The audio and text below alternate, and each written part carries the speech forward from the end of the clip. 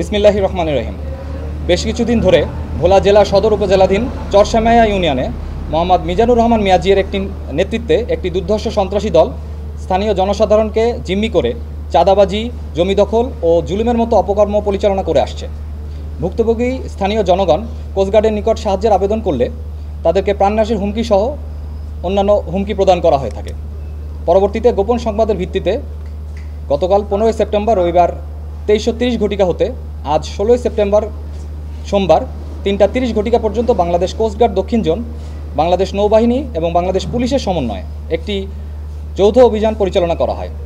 অভিযানে ভোলা জেলার সদর উপজেলাধীন চরসামায়া ইউনিয়নের 5 নং ওয়ার্ডের আলাউদ্দিন মিয়াজি বাড়ি, পালোয়ান বাড়ি এবং মিজির বাড়ি তল্লাশি করে সন্ত্রাসী বাহিনীর দেশ প্রধান মোহাম্মদ মিজানুর রহমান মিয়াজি এবং তার সহযোগী মোহাম্মদ মিরাজ সহ সর্বমোট 7 জন সন্ত্রাসীকে 25টি দেশীয় অস্ত্র এবং 8টি কাঠের ব্যাটন সহ আটক করা হয়।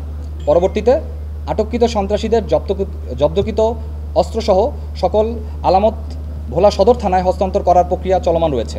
বাংলাদেশ কোস্টগার্ড ভবিষ্যতেও এ ধরনের অভিযান পরিচালনা করবে।